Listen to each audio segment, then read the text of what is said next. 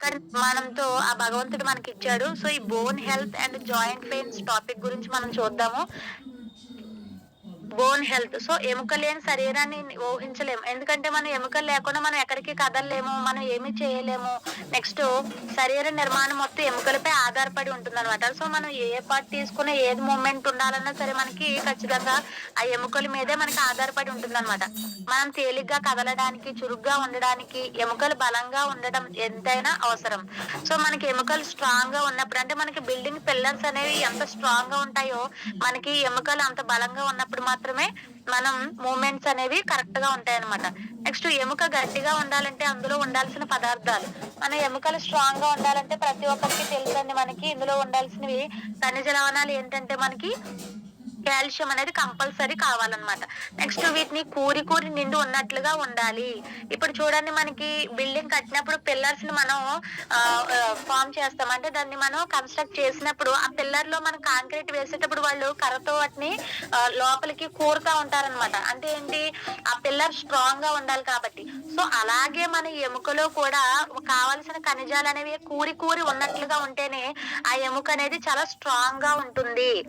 Next ఎముకలు దృఢంగా ఉండాలి. ఫ్రాక్చర్స్ ఎందుకొస్తాయి అంటే, మన బాడీ దాన్ని తట్టుకోలేక ఎముకలనేవి ఈజీగా పెలుసుబారిపోవడం వల్ల అవి ఆటోమేటిక్‌గా బ్రేకేజ్ అనేది వస్తుందనమాట.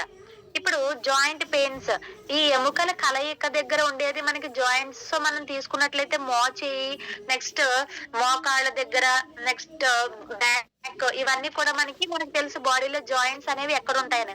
అంటే 2 ఎముకలు కలిసిన ప్లేస్‌లో మనకి జాయింట్స్ అనేది ఫార్మ్ అవుతది.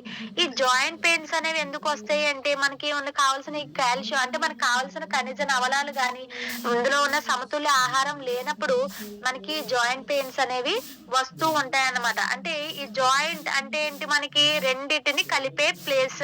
ఏ రెండిటిని కలుపుతుందంటే ఎముకలు రెండిటిని జాయింట్ చేసినప్పుడు అవి 2 ఒకదానికొకటి తగులుకున్నట్లయితే అక్కడ మనకి పెయిన్ అనేది స్టార్ట్ అవుతుందన్నమాట.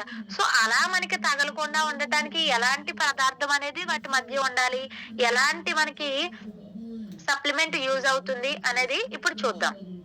ఇక్కడ చూడండి ఈ రోజుల్లో మోకాళ్ళు, కీళ్ళ నొప్పులు చాలా మంది ఎదుర్కొంటున్న సమస్య. ఎవ్వనైనా చూడండి చిన్న పిల్లల నుంచి పెద్ద పిల్లల వరకు, పెద్దవాళ్ళ వరకు, ముసలివాళ్ళు వీళ్ళందరూ ప్రతి ఒక్కళ్ళు కూడా కీళ్ళ నొప్పులతో బాధపడుతూనే ఉంటారు. ఒకప్పుడు వయసు పెరిగే కొద్దీ మాత్రమే ఈ ప్రాబ్లమ్స్ అనేవి వచ్చేవి. కానీ ఇప్పుడు ఏమవుతుంది మనం తీసుకునే ఫుడ్డు, మన లైఫ్ స్టైల్ అంటే మన జీవన శైలిలో మార్పు వచ్చేయడం వల్ల చిన్న వయసులో కూడా ఈ సమస్య అనేది మనకి ఎక్కువగా ఉంటుంది. ఈ సమస్య ఉంటే లేస్తే కూర్చోలేరు, కూర్చుంటే లేవలేరు. ఇంతకుముందు చూడండి మనం ఏదైనా టెంపుల్స్‌కెళ్ళినప్పుడు, మనం ఏదైనా మెడిటేషన్ చేయాలన్నా మనం కింద కూర్చొని చాలా కంఫర్ట్‌గా చేసేవాళ్ళం. కానీ ఇప్పుడు గనక మీరు అబ్జర్వ్ చేస్తున్నారంటే ఏదైనా వ్రతాలు చేయించుకున్న, పూజలు చేయించుకున్న వాళ్ళు కొంతమంది కంపల్సరీ వాళ్ళు స్టూల్ మీదే కూర్చున్నారు. బికాజ్ వాళ్ళకి బోన్ డెన్సిటీ అనేది లేకపోవడం, ఈ కీళ్ళ సమస్య అనేది ఎక్కువ అయిపోవడం వల్ల వాళ్ళు ఎంత పెయిన్‌ఫుల్ ఫీల్ అవుతారంటే కింద కూర్చోవడానికి అమ్మో! నేను కింద కూర్చోను. కావాలంటే గంట సేపైనా నేను నుంచోగలుగుతాను తప్ప నన్ను మాత్రం కూర్చోమని అడక్కండి అని వాళ్ళ ఎక్స్‌ప్రెషన్. అంటే నేను రీసెంట్‌గా కూడా చిన్న వెళ్ళాను కార్తీక మాసంలో పూజలకి. ఆవిడ అంతసేపు నుంచోడానికి ట్రై చేస్తున్నారు తప్ప అట్‌లీస్ట్ నేను కూర్చోమంటే ఆవిడకి స్టూల్ లేక కూర్చోవడానికి చాలా ఇబ్బంది పడిపోయారు. సో, ఇలాగా ఇది ఎలా ఉంటుందంటే ఇది చెప్పుకోలేని ఒక సమస్య అన్నమాట కీళ్ళ నొప్పులనేవి. సో, అందులోని ఈ ప్రాబ్లమ్స్ అనేవి ఎప్పుడు ఎక్కువ అవుతూ ఉంటాయంటే వర్షాకాలం వచ్చినప్పుడు. అంటే వాళ్ళకి చల్లటి వాతావరణంలో వాళ్ళకి తిమ్ముర్లు రావటం, ఈ బ్యాక్ పెయిన్ లేదంటే కీళ్ళు నొప్పులు ఎక్కువగా రావడం అనేది జరుగుతుంది. ఇంకొక విషయం మనం చెప్పుకోవాలంటే ఈ కోవిడ్ తర్వాత చాలా మంది కీళ్ళ సమస్యతో బాధపడుతున్నారు. అంటే మనకు వైరల్ ఫీవర్స్ గాని like typhoid, malaria, dengue, Covid ఇలాంటి సింప్టమ్స్ ఇలాంటి ఫీవర్స్ వచ్చినప్పుడు మనకి కీళ్ళు కీళ్ళ నొప్పులనేవి ఎక్కువైపోతూ ఉంటాయన్నమాట. ఎందుకు ఆ ఫీవర్స్ వచ్చినప్పుడు కీళ్ళ నొప్పులు ఎక్కువైపోతున్నాయంటే మొత్తం మన బాడీలో ఉన్న ఇమ్యూన్ సిస్టమ్ అంతా కూడా ఆ వైరస్‌ని చంపడానికి పనిచేస్తుందన్నమాట. అలా వాటిని కిల్ చేసే టైంలో వాటిని చంపడానికి ప్రయత్నించే టైంలో మనకి కీళ్ళ మధ్య వీక్‌నెస్ అంటే బలహీనత అనేది ఏర్పడుతుందన్నమాట. అందుకని చూడండి మనకి వైరల్ ఫీవర్స్ తగ్గిన తర్వాత కూడా ఈ కీళ్ళ నొప్పులనేవి ఒక నెల నుంచి 2 నెలల వరకు డెంగ్యూ ఫీవర్ వచ్చిన వాళ్ళు రీసెంట్‌గా చూడండి 2, 3 నెలలు అయినా గాని ఈ ప్రాబ్లమ్ అనేది తగ్గదు. ఎందుకంటే మొత్తం వ్యాధి నిరోధక శక్తి అంతా వాటి మీద ఫైట్ చేయడానికి ఉపయోగపడడం ద్వారా మనకి ఎముకలనేవి వీక్ అయిపోతూ ఉంటాయన్నమాట. ఇలా సో మన లైఫ్ స్టైల్ కావచ్చు, మనకొచ్చే వైరల్ ఫీవర్స్ వల్ల కావచ్చు, మనం తీసుకునే ఫుడ్డు లేదంటే మనకున్న వాతావరణాన్ని బట్టి ఇలా రకరకాల కారణాలైతే మనకి ఈ కీళ్ళ నొప్పులనేవి వస్తూ ఉంటాయన్నమాట. కీళ్ళ నొప్పులకు చాలా కారణాలున్నాయి. అవి చెడు అలవాట్లు. ఇప్పుడు మనం చెప్పుకున్న చెడు ఆహారపు అలవాట్లు, లేదంటే మన శరీరంలో యూరిక్ యాసిడ్ అనేది స్థాయి పెరిగిపోతుందన్నమాట. అంటే యూరిక్ యాసిడ్ ఉండాల్సిన దానికన్నా ఎక్కువ ఉందనుకోండి. యాక్చువల్‌గా మనకి యూరిక్ యాసిడ్ మనం యూరిన్ పాస్ చేస్తాం. అంటే టాయిలెట్‌కి వెళ్ళినప్పుడు యూరిక్ యాసిడ్ అనేది మనకి బ్లడ్‌లో డిజాల్వ్ అయ్యి, ఆ బ్లడ్ నుంచి అది కిడ్నీస్‌కి చేరి, ఆ కిడ్నీల ద్వారా మనకి యూరిక్ యాసిడ్ అనేది బయటకొచ్చేస్తుందనమాట. కానీ అలా వాటర్ ఎవరైతే ఎక్కువ తాగరో సో వాళ్ళు ఏమవుతుందంటే యూరిక్ యాసిడ్ అనేది డిజాల్వ్ అవ్వదు. అంటే రక్తంలో కలవకుండా సో వాటి లెవెల్స్ పెరిగిపోవడం వల్ల కూడా మనకి కీళ్ళ నొప్పులనేవి ఎక్కువ వస్తూ ఉంటాయన్నమాట. సో శరీరంలో ఇవి స్ఫటికాలుగా మారిపోతాయి. అంటే ఏంటి యూరిక్ యాసిడ్ అనేది చిన్న చిన్న స్ఫటికాలుగా మారిపోయి అవి కీళ్ళు చుట్టూ కణజాలాల్లో పేరుకుపోతాయి. సో ఇలా పేరుకుపోవడం వల్ల కూడా మనకి కీళ్ళ నొప్పులనేవి వచ్చే అవకాశం ఉంది. నెక్స్ట్ వచ్చేసి హెరిడిటీ అంటే జన్యుపరమైన అంటే మన వేరే ఇంట్లో ఎవరికైనా ఉన్నా కూడా సో వయసు పెరిగే కొద్దీ వాళ్ళ అలవాట్లు సో మనకు రావడం వల్ల కూడా మనకి ఈ కీళ్ళ నొప్పులనేవి సమస్య ఎక్కువైపోతూ ఉంటుంది. అయితే ఈ కీళ్ళ నొప్పులను తగ్గించుకోవడానికి మన వెస్టేజ్ లో ఉన్న ఫస్ట్ సప్లిమెంట్ వచ్చేసి కాల్షియం సప్లిమెంట్. ఈ కాల్షియం మానవ శరీరంలో అత్యంత సమృద్ధిగా ఉండే ఖనిజం. మీరు ఒక మానవ శరీరాన్ని మన బాడీని కనుక చూసుకున్నట్లయితే అందులో ఆల్మోస్ట్ ఏంటంటే కాల్షియం ఉంటుంది.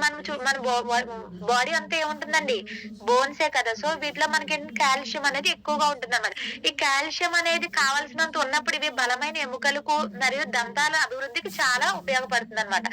మనం బాడీని కనుక తీసుకున్నట్లయితే అందులో 99% మనకి కాల్షియం అనేది ఉంటుంది.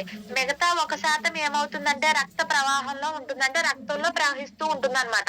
ఇది కండరాలను కుదించడానికి అంటే మజిల్స్ చూడండి, మనం చేతుల్ని ఇట్టే ముడుస్తాం, నెక్స్ట్ ఇలా చాపుతాం, మళ్ళీ తీస్తాం. సో ఇలా కండరాలు అవి స్ట్రెచబుల్ అవడానికి, నెక్స్ట్ కాంట్రాక్ట్ అంటే దగ్గరగా ముడుచుకోవడానికి ఈ కాల్షియం అనేది మనకి చాలా చాలా ఉపయోగపడుతుంది. నెక్స్ట్ మనకి గుండె యొక్క సంకోచాలను గుండె కాంట్రాక్ట్ అవ్వడానికి అంటే మనకి లోపల సంకోచాలకి మనకి ఈ కాల్షియం అనేది చాలా బాగా ఉపయోగపడుతుంది అన్నమాట. అంటే సంకోచ వ్యాకోచాలు ఇది నియంత్రించడానికి సహాయపడుతుంది. నెక్స్ట్ కాల్షియం నరాల ప్రేరణలోను మరియు రక్తం గడ్డకట్టడంలోనూ కీలక పాత్ర పోషిస్తుంది. మీరు కనుక చూసుకున్నట్లయితే కాల్షియం డెఫిషియన్సీ వల్ల కూడా మనకి నరాల బలహీనత అనేది ఉంటుందన్నమాట. ఇది ఉండడం వల్ల మనకి ఏంటంటే నరాల బలహీనత అంటే నర్వ్ సిస్టమ్ అనేది కరెక్ట్ గా ఉండడానికి ఇది ఉపయోగపడుతుంది. నెక్స్ట్ రక్తం గడ్డకట్టడంలో కీలక పాత్ర అనేది పోషిస్తుంది. కొంతమందికి చూడండి, ఎప్పుడైనా ఫ్రాక్చర్స్ అయినప్పుడు వాళ్ళకి ఏదైనా దెబ్బలు తగిలినా కూడా వాళ్ళకి రక్తం త్వరగా గడ్డ కట్టదు. అంటే వాళ్ళకి విటమిన్ కే తక్కువగా ఉండడం, నెక్స్ట్ కాల్షియం అనేది తక్కువగా ఉండడం వల్ల వాళ్ళకి రక్తం గడ్డ కట్టకుండా త్వరగా అలా మనకి అంటే రక్తం ప్రవాహం అనేది అలా ఉంటూనే ఉంటుంది అనమాట. మనకి రక్తం గడ్డ కట్టడానికి ఈ కాల్షియం అనేది కూడా చాలా బాగా అంటే రక్తం గడ్డ కట్టిందంటే మనకి ఆ ప్లేస్ లో ఉన్న దెబ్బలు అనేవి కూడా ఈజీగా మారిపోతాయి అనమాట. నెక్స్ట్ ప్రసవ సమయంలో ఎవ్రీ ప్రెగ్నెంట్ లేడీ ప్రతి ఒక్కరికి తెలిసింది ఏంటంటే మనకి ఇచ్చేది iron, folic and calcium tablets లేకుండా మనకి ప్రెగ్నెన్సీ జర్నీ అనేది కంప్లీట్ అవ్వదు. సో ప్రసవ సమయంలో ఇవి ఏం చేస్తాయంటే మనకి జనరల్ గా నార్మల్ డెలివరీస్ అయ్యే వాళ్ళు ఉంటారు చూడండి, వాళ్ళకి గర్భాశయ సంకోచాలు ప్రేరేపించడానికి అంటే ఈజీగా వాళ్ళకి డెలివరీ అవ్వడానికి కూడా చాలా బాగా ఉపయోగపడుతుంది. అలాగే అక్కడ ఉన్న శిశువు మూమెంట్స్ కూడా మనకి ఇది చాలా బాగా ఉపయోగపడుతుంది. నెక్స్ట్ హార్మోనల్ ఇంబ్యాలెన్స్ ని బ్యాలెన్స్ చేయడానికి మనకి ఈ కాల్షియం అనేది చాలా బాగా ఉపయోగపడుతుంది.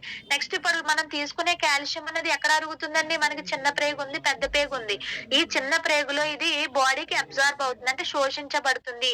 తర్వాత రక్తంలోకి వెళ్తుంది. అంటే మనం తీసుకున్న ఫుడ్ లో ఉన్న కాల్షియం అనేది చిన్న ప్రేగులోకి వెళ్ళిన తర్వాత అప్పుడు అది రక్తంలోకి అబ్జార్బ్ అవుతుంది. అలా అబ్జార్బ్ అయిన తర్వాత అది ఎముకలకి చేరుతుంది అనమాట. ఈ కాల్షియం లోపం కారణంగా రికెట్స్ వ్యాధి మరియు గాయం అయినప్పుడు సరిగా రక్తం గడ్డ కట్టకుండా ఉంటుంది. అంటే చూడండి, రికెట్స్ వ్యాధి అనేసరికి చిన్నపిల్ల వాళ్ళకి బోన్ డెన్సిటీ అనేది తక్కువగా ఉండటం వల్ల వాళ్ళకి కాళ్ళు వంకరగా వెళ్ళిపోవడం, నెక్స్ట్ సరిగా ఎదుగుదల లేకపోవడం అనేది మనం ఈ రికెట్స్ వ్యాధిలో మనం చూస్తూ ఉంటాం అనమాట. నెక్స్ట్ కాల్షియం లోపం కారణంగా అప్పుడే చెప్పుకున్నాం కదండి, రక్తం అనేది సరిగా గడ్డ కట్టదు. నెక్స్ట్ మన శరీరానికి ఆహారం ద్వారా కాల్షియం అనేది తగినంత లభించినప్పుడు ఈ కాల్షియం కార్బోనేట్ సప్లిమెంట్ తప్పకుండా ఉపయోగించాలి. మనకి ఫుడ్ తీసుకుంటాం కానీ అందులో మనకి కాల్షియం అనేది సరిగా ఉండదు. సో అలాంటి టైంలో మనం ఖచ్చితంగా కాల్షియం కార్బోనేట్ సప్లిమెంట్స్ అండి. కాల్షియం అనేది మనం సింగిల్ గా వాడమండి. సో కాల్షియం టాబ్లెట్ వాడుతున్నాం. So it is a component అంటే కాల్షియం కార్బోనేట్ అనే కాంపౌండ్ మనం యూజ్ చేస్తాం అనమాట. అది ఒక సప్లిమెంట్ మనం కంపల్సరీ ఉపయోగించాల్సి ఉంటుంది. నెక్స్ట్ కాల్షియం అనేది ఎముకల నిర్మాణానికి, ఎముకలు బలంగా ఉంచడానికి ఉపయోగపడుతుంది. నెక్స్ట్ పళ్ళ సమస్యలు ఎవరైతే ఉన్నాయో సో వాళ్ళకి ఈజీగా చూడండి పళ్ళు ఇట్టే ఊడిపోతుంటాయి. నెక్స్ట్ విటమిన్ D3 తో కలిపి ఉన్న ఈ కాల్షియం అనేది అంటే మనకి విటమిన్ మనం తీసుకునేటప్పుడు కాల్షియం విత్ విటమిన్ D3 అనే మనకి టాబ్లెట్స్ ఇస్తారనమాట. సో ఎందుకని అంటే అది రీజన్ మీకు కింద చెప్తానండి. సో సప్లిమెంట్ ఎముకల సాంద్రతను పెంచుతుంది. అంటే మన విటమిన్ D3 తోనే కాల్షియం వాడడం ద్వారా మనకి బోన్ డెన్సిటీ అనేది పెరుగుతుంది. బోన్ డెన్సిటీ అనేది పెరగడం వల్ల ఏంటంటే పొరపాటున మనం పడినా కూడా అంత దాని వల్ల మనకి అంత ఫ్రాక్చర్స్ అనేవి ఉండవు అన్నమాట. నెక్స్ట్ వయసు పైబడిన వాళ్ళు ఈ సప్లిమెంట్ వాడడం ద్వారా ఎముకలు బలంగా ఉంటాయి. ఇప్పుడు కనుక మీరు చూసుకున్నట్లయితే మనకి కాల్షియం డెఫిషియన్సీ కారణంగా ఇక్కడ మనకి ఆస్టియోపొరాసిస్ అనే వ్యాధి వస్తుందన్నమాట. దీనివల్ల ఏంటంటే మనకి హెల్దీ స్పైన్ అంటే మీరు హెల్దీ స్పైన్ కనుక తీసుకున్నట్లయితే దాంట్లో హై బోన్ డెన్సిటీ ఉంటుంది అనమాట. హెల్దీ అండ్ లో బోన్ డెన్సిటీ ఆస్టియోపొరాసిస్ అంటే ఇప్పుడు చూడండి మీరు ఒక రూమ్ తీసుకున్నారు, అందులో 100 మంది సరిపడా రూమ్ అన్నమాట. అది ఆ రూమ్ లో గనక ఓన్లీ 10 మెంబర్సే ఉంటే ఎలా ఉంటుందండి? So it is a week అంటే దానికి సరిపడినంత లేదు. అలాగే మనకు బోన్ లో కూడా కావాల్సినంత అంటే డెన్సిటీ కావాల్సినంత ఇవి లేనప్పుడు కాల్షియం కార్బోనేట్ అంటే కాల్షియం లేనప్పుడు మనకి ఆ బోన్ అనేది చాలా ఈజీగా విరిగిపోతుంది. లైక్ ఎండిన కర్ర మాదిరి మనం ఈజీగా దాన్ని బ్రేక్ చేయొచ్చు అనమాట. సో అలాంటి ప్రాబ్లమ్స్ రావడాన్ని మనం ఆస్టియోపొరాసిస్ అని పిలుస్తాం. అంటే బోన్ డెన్సిటీ తగ్గిపోతుంది. బోన్ డెన్సిటీ తగ్గిపోవడాన్ని ఆస్టియోపొరాసిస్ అనే ఒక వ్యాధిగా మనం చెప్పొచ్చు అనమాట. ఇక్కడ మీరు గనక చూసుకున్నట్లయితే సో నార్మల్ బోన్ మనకి ఇలా థిక్ గా ఉంటుంది. నెక్స్ట్ బోన్ విత్ ఆస్టియోపొరాసిస్ చూడండి ఎంతగా లైక్ ఖాళీగా ఉంటుంది అనమాట. అంటే మనకి అక్కడ సాంద్రత అనేది చాలా తక్కువగా ఉంటుంది. బోన్ డెన్సిటీ ఎముకల సాంద్రత అనేది చాలా తక్కువగా ఉంటుంది. సో ఇలా ఎముకల సాంద్రత తగ్గడం వల్ల మనకు వచ్చే ప్రాబ్లమే ఆస్టియోపొరాసిస్.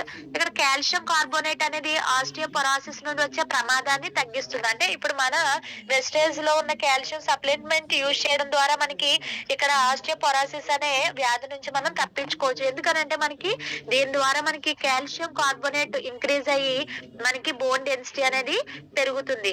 నెక్స్ట్ వచ్చేసి ఇప్పుడు చెప్పాను కదండి పైన రీజన్ ఏంటంటే iron with vitamin C, iron folic మనం యూజ్ చేస్తాం. Next calcium with vitamin D3. Iron అనేది మన బాడీలో అబ్జార్బ్ అవ్వాలి అంటే మనకి విటమిన్ సి అనేది కంపల్సరీ కావాలి. అంటే ఐరన్ ఫుడ్ మీరు తీసుకున్నట్లయితే ఖచ్చితంగా అక్కడ మనకి విటమిన్ సి అనేది అవసరం అవుతుంది. కాల్షియం సప్లిమెంట్ అంటే కాల్షియం మనం తీసుకోవాలి అంటే మనకి ఖచ్చితంగా విటమిన్ D3 అనేది అవసరం అవుతుంది. అంటే మన కాల్షియం మన బాడీలో అబ్జర్బ్ అవ్వాలి అంటే మనకి విటమిన్ D3 అనేది అవసరం. నెక్స్ట్ ఇవి రెండింటిని తీసుకోవడానికి మనకి 4 అవర్స్ గ్యాప్ అనేది ఉండాలండి. ఎందుకంటే దీని వల్ల నష్టం అనేది ఏమి ఉండదు. కానీ ఎందుకు గ్యాప్ తీసుకోవాలి అంటే మీరు ఐరన్ కాల్షియం కనుక కలిపి తీసుకున్నట్లయితే ఇందులో ఏదో ఒకటి మాత్రమే మన బాడీలో అబ్జర్బ్ అవుతుంది. అంటే మనకి అయితే ఐరన్ అయినా బాడీకి అందుతుంది, లేదంటే కాల్షియం అయినా అందుతుంది అనమాట. అందుకని మనం ఏం చేయాలంటే వీటిని వాడేటప్పుడు 4 అవర్స్ గ్యాప్ అనేది మనం తీసుకోవాల్సి ఉంటుంది. అందుకే చూడండి ప్రెగ్నెంట్ లేడీస్ కూడా మార్నింగ్ ఐరన్ ఫోలిక్ వేసుకుంటే నైట్ కాల్షియం టాబ్లెట్ వేసుకోమని చెప్తారు. ఎందుకంటే ఆ మినిమం గ్యాప్ అనేది ఖచ్చితంగా ఉండాలి. లేదంటే మీరు ఎవరైనా అడిగితే కూడా రీజన్ ఇదే చెప్పాలండి. ఎందుకంటే రెండింటిని తీసుకోవడం ద్వారా ఏదో ఒకటి మాత్రమే బాడీకి అబ్జర్బ్ అవుతుంది. So minimum time period gap ఉండడం వల్ల మనకి ఏంటంటే రెండింటిని మనం చక్కగా వాడుకోవచ్చు అనమాట. నెక్స్ట్ మనం చూసుకున్నట్లయితే ఈ కాల్షియం సప్లిమెంట్స్ అనేవి మనకి 300 ఉందండి MRP. సో DP ప్రైస్ వచ్చేసి 250. ఈ టాబ్లెట్స్ మనం ఎలా తీసుకోవాలంటే డైలీ 2 టైమ్స్ తీసుకోవచ్చు ఆఫ్టర్ మీల్స్. అంటే భోజనం చేసిన తర్వాత మనం ఈ కాల్షియం టాబ్లెట్ అనేది తీసుకోవచ్చండి. నెక్స్ట్ ప్రోడక్ట్ వచ్చేసి గ్లూకోసమైన్. సో ఈ గ్లూకోసమైన్ అనేది గ్లైకాన్స్ నుంచి ఏర్పడిన ఒక సహజ సమ్మేళనం అనమాట. అంటే గ్లైకాన్స్ అనే వాటి నుంచి ఈ గ్లూకోసమైన్ అనేది ఏర్పడుతుంది అనమాట.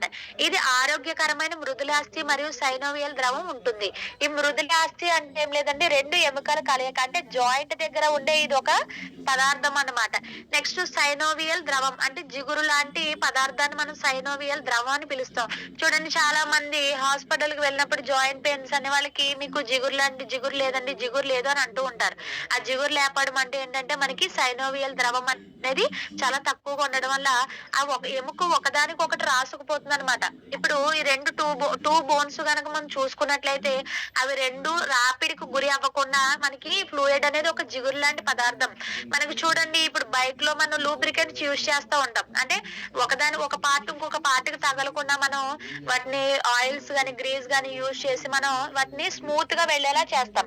ఎప్పుడైతే మనకి ఈ సైనోవియల్ ఫ్లూయిడ్ అంటే ఎడిక్వేట్ కావాల్సినంత ఉందో మనకి జాయింట్స్ అనేవి అంటే ఈ ఎముకలు అనేవి ఒకదానికొకటి బోన్స్ తగలకుండా ఆ జాయింట్ అనేది మంచిగా వర్క్ చేస్తుంది అనమాట. సో ఈ గ్లూకోజమైన్ యూజ్ చేయడం ద్వారా మనకి ఈ మృదులాస్థి మరియు సైనోవియల్ ద్రవాన్ని ఇంక్రీజ్ చేసుకోవచ్చు. గ్లూకోజమైన్ అనేది కీళ్ళను లూబ్రికేట్ చేయడానికి, అంటే ఒకదానికొకటి తగలకుండా లూబ్రికేట్ చేస్తుంది అనమాట. అంటే మనకి పెయిన్ ఎందుకు వస్తుంది జాయింట్స్ లో అంటే మనకి సైనోవియల్ ఫ్లూయిడ్ నెక్స్ట్ మృదులాస్థి క్యాటిలేజ్ అనేది తగ్గిపోవడం ద్వారా మనకి ప్రాబ్లం అనేది వస్తుందండి. నెక్స్ట్ గ్లూకోజమైన్ అనేది షాక్ అబ్జార్బర్, అంటే షాక్ శోషణ విధానాలకు అవసరం అవుతుంది. ఇప్పుడు మనం ఒక బైక్ తీసుకున్నాం అనుకోండి, అది గుంటలోంచి వెళ్తుంది అంటే మనకి రోడ్డు సరిగా లేనప్పుడు మనకి అప్ అండ్ డౌన్ అవుతాం. బట్ మన దాని వల్ల మనకి అలాంటి ఎటువంటి పెయిన్ ఉండదు. చూడండి, కొన్ని బైక్స్ సరిగా లేనప్పుడు ఆ బైక్ మీద వెళ్తుంటే మనకి సడన్ గా గుంటలోకి వెళ్ళగానే అబ్బా అని పెయిన్ వస్తుంది. కానీ కొత్త బైకులు కనుక మీరు తీసుకున్నట్లయితే అవి ఆ గుంటలోంచి వెళ్ళినప్పుడు మనకి ఏమనిపిస్తుంది, ఏదైనా ఈ రోడ్డు సరిగా లేనప్పుడు మనకి అంత పెయిన్ అనిపించింది. ఎందుకంటే వాటికి షాక్ అబ్జార్బర్స్ ఉంటాయి. ఎప్పుడైతే ఈ ఒక పార్ట్ వెళ్ళి ఇంకొక పార్ట్ మీద పడిందో వెంటనే అక్కడ ప్రెజర్ అనేది క్రియేట్ అయ్యి అది ఏమవుతుందంటే ఒకదానికొకటి తగలకుండా చేస్తుంది. అలాగే ఈ గ్లూకోజమైన్ అనేది మనకి ఒక షాక్ అబ్జార్బర్ లాగా పనిచేస్తుంది అనమాట. అంటే ఈ గ్లూకోజమైన్ ఉండడం వల్ల మన బాడీలో మృదులాస్థి అనేది పెరిగి నెక్స్ట్ సైనోవియల్ లిక్విడ్ పెరిగి ఒక ఎముక ఇంకొక ఎముకకి తగలకుండా, అంటే ఫర్ ఎగ్జాంపుల్ మనం సడన్ గా అడుగేస్తున్నాం అబ్బా అంటాం, కానీ అప్పుడు మనకు పెయిన్ ఏముండదు. ఎందుకని ఆ ఎముకల మధ్యన ఉన్నటువంటి ఈ ఏవైతే పదార్థం ఉందో, ఈ లిక్విడ్ ఉందో అది మనకి ఒకదానొకటి తగలకుండా షాక్ అబ్జార్బర్ లాగా వర్క్ చేస్తుంది అనమాట. సో అదొక గొప్ప క్వాలిటీ అనేది మనకి గ్లూకోజమైన్ సప్లిమెంట్ లో ఉందండి. నెక్స్ట్ కోండ్రాయిటిన్ అనేది మృదులాస్థిలో ఉండే సహజ సమ్మేళనం. అంటే జనరల్ గా మనకి హెల్దీగా ఉన్నాం అనుకోండి, ఈ మనకి మృదులాస్థులు అంటే రెండు ఎముకల మధ్య ఉన్న భాగంలో మనకి కోండ్రాయిటిన్ అనే పదార్థం ఉంటుంది అనమాట. అది లోపం వల్ల మనకు కూడా ఈ జాయింట్ పెయిన్స్ అనేవి వస్తాయి. ఇప్పుడు మనం తీసుకునే గ్లూకోజమైన్ సప్లిమెంట్ లో ఈ కోండ్రాయిటిన్ అనేది కూడా ఉందండి. కోండ్రాయిటిన్ కీళ్ళను కనెక్ట్ చేసి ఉంచడానికి, అంటే ఒకదానికొకటి ఈ ఎముకలను మనకి కనెక్ట్ చేసి కీళ్ళను కనెక్ట్ చేసి ఉంచుతుంది అనమాట. ఈ కీళ్ళలో ఉన్న ద్రవాన్ని ముఖ్యంగా నీరుని గ్రహించడానికి సహాయపడుతుంది. ఇందులో ఉండే కోండ్రాయిటిన్ అనే ఈ పదార్థం ఏం చేస్తుందంటే మనకి మన బాడీలో ఉన్న వాటర్ ని ఆ జాయింట్స్ దగ్గర అబ్జర్వ్ చేసుకుంటుందండి. అలా అబ్జర్వ్ చేసుకోవడం వల్ల మనకి దాని వల్ల కొంచెం లూబ్రికేట్ అవుతుంది అనమాట. జాయింట్ ఒకదానికొకటి తగలకుండా ఉండాలి అంటే జనరల్ గా మనం వాటర్ ని చూడండి, జారుడు తత్వం రావాలంటే వీ కెన్ యూజ్ వాటర్, మనం వాటర్ ని యూజ్ చేస్తూ ఉంటాం. అలాగే ఇక్కడ ఏం చేస్తుందంటే ఈ కోండ్రాయిటిన్ అనేది అక్కడ బాడీలో ఉన్న వాటర్ ని అబ్జర్వ్ చేసుకుని జాయింట్స్ దగ్గర లూబ్రికేట్ చేస్తుంది అనమాట. నెక్స్ట్ మృదులాస్థిని విచ్ఛిన్నం చేసే ఎంజైమ్లను, అంటే మనకు కావాల్సిన క్యాటలేజ్ ని పాడు చేసేస్తూ ఉంటాయి, విచ్ఛిన్నం చేసేసి బ్రేక్ డౌన్ చేసేస్తాయి. అలాంటి ఎంజైమ్లని నియంత్రిస్తుంది అనమాట, అంటే వాటిని తొలగిస్తుంది. నెక్స్ట్ కొత్త మృదులాస్థిని ఉత్పత్తి చేయడానికి సహాయపడుతుంది. అంటే మనకి కొత్తగా మనకి క్యాటలేజ్ అనేది ఫామ్ అవుతూ ఉంటుంది. నెక్స్ట్ గ్లూకోజమైన్ మృదులాస్థి పునరుత్పత్తికి, అంటే ఒకవేళ గ్లూకోజమైన్ యూజ్ చేయడం ద్వారా మనకి ఒకవేళ ఆ క్యాటలేజ్ అనేది తగ్గినా కూడా మనకి దాన్ని రీజనరేషన్ చేయొచ్చు, అంటే పునరుత్పత్తి చేసుకోవచ్చు. నెక్స్ట్ సైనోవియల్ ద్రవం స్టిమ్యులేట్ చేయడానికి, అంటే సరిపడినంత జిగురు మనకి లైక్ సైనోవియల్ ద్రవం అనేది ఉండటానికి ఈ గ్లూకోజమైన్ అనేది ఉపయోగపడుతుందండి. నెక్స్ట్ గ్లూకోజమైన్ అనేది డయాబెటిక్ ఉన్నవారు వాడకూడదు. ఎందుకంటే ఈ గ్లూకోజమైన్ యాక్చువల్ గా డయాబెటిక్ పేషెంట్ అనగానే మనకి షుగర్ లెవెల్స్ అంటే గ్లూకోజ్ లెవెల్స్ అనేవి ఎక్కువగా ఉంటాయి అన్నమాట.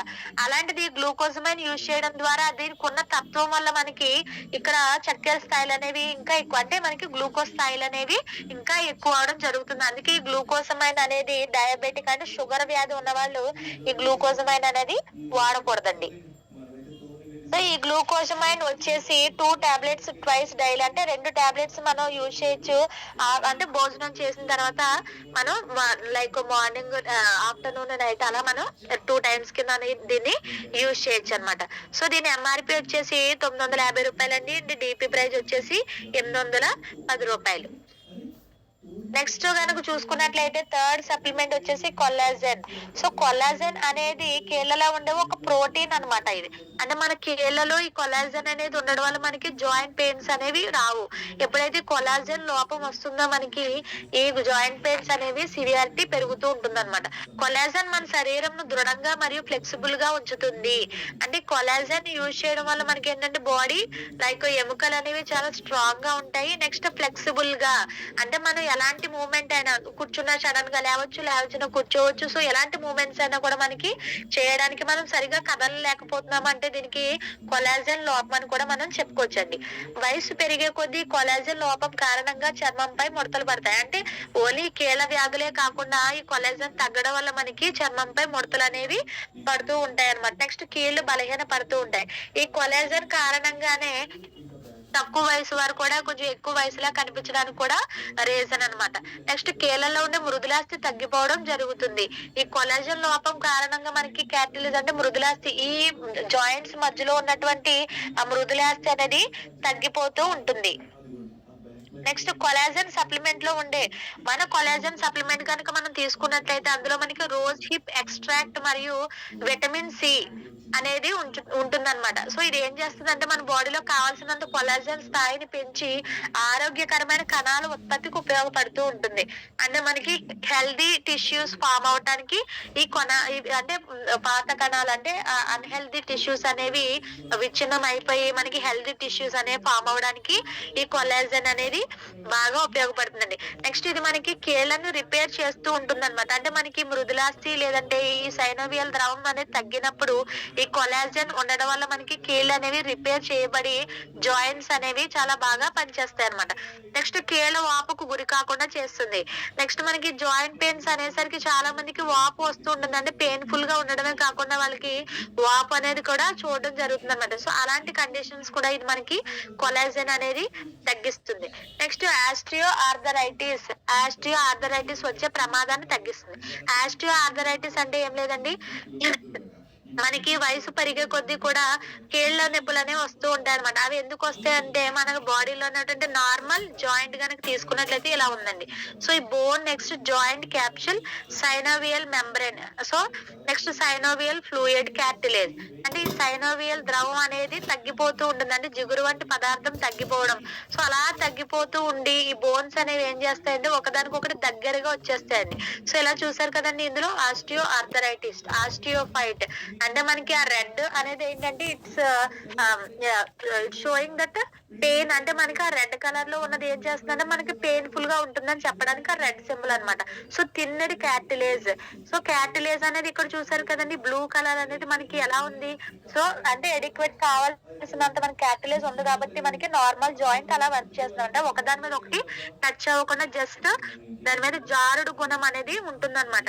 సో ఎప్పుడైతే మనకి ఆస్టియో ఆర్థరైటిస్ వస్తుందో వాళ్ళకి జిగురు లాంటి పదార్థం అనేది తగ్గిపోతూ ఉంటుంది అనమాట. నెక్స్ట్ జాయింట్ స్పేస్ అనేది నారోయింగ్. జాయింట్ కి మధ్య ఉండాల్సిన స్పేస్ అనేది కూడా తగ్గిపోతూ ఉంటుంది. యాక్చువల్ గా మనకి ఎంత స్పేస్ ఉండాలండి, ఒక జాయింట్ మూవ్ అంటే ఒక ఎముక తగలకుండా మనకి కీళ్ళు వర్క్ చేయాలి అంటే గనక ఇంత గ్యాప్ అనేది మనకి ఉండాలి. సో ఆస్టియో ఆర్థరైటిస్ లో ఏమవుతుందంటే ఆ ఒకదానికొకటి ఎముక తగిలినప్పుడు మనకి ఆటోమేటిక్ గా అక్కడ ఉన్నటువంటి సైనోవియల్ ద్రవం తగ్గిపోవడం వల్ల దానికి ఆ పెయిన్ అనేది వస్తూ ఉంటుంది అనమాట. సో అలాంటి ఆస్టియో ఆర్థరైటిస్ కండిషన్ కూడా రాకుండా మన కీళ్ళని, మన జాయింట్స్ ని, లైక్ మన ఎముకల్ని బలంగా ఉంచడానికి, నెక్స్ట్ ఎలాంటి మనకి జాయింట్ పెయిన్స్ ఉన్నా కూడా వీటిని రిలీఫ్ చేయడానికి మనం పైన చెప్పుకున్నటువంటి ఈ 3 ప్రోడక్ట్స్ కూడా చాలా బాగా పనిచేస్తాయండి. Calcium, next glucosamine, collagen product. So ఈ కొల్లాజెన్ అనేది వచ్చేసి మనం ఇక్కడ మనకి సాకెట్స్ అంటే ప్యాకెట్స్ రూపంలో ఉంటుందన్నమాట. ఈ ప్యాకెట్స్ అనేవి మనం ఏం చేస్తాం అంటే 1 packet to be dissolved in 100 ml water. అంటే మనం 100 ml వాటర్ తీసుకుంటే అందులో మనకి 7.5 grams ఆఫ్ కొల్లాజెన్ అనేది ఉంటుందన్నమాట. సో ఈ 100 ml వాటర్ లో దీన్ని డిజాల్వ్ చేసి మనం తీసుకోవాల్సి ఉంటుందన్నమాట. దీన్ని మనం రోజుకి 2 సార్లు కింద యూజ్ చేసుకోవచ్చండి. దీని ఎంఆర్పి వచ్చేసి 700, డిపి ప్రైస్ వచ్చేసరికి 600 ఉంది. సో ఇదండి మనకి bone health and joint pain supplements అనేవి. సో నాకు ఈ అవకాశం ఇచ్చినందుకు మన లీడర్స్ అందరికి చాలా చాలా థ్యాంక్స్. నాకు చిన్న పాప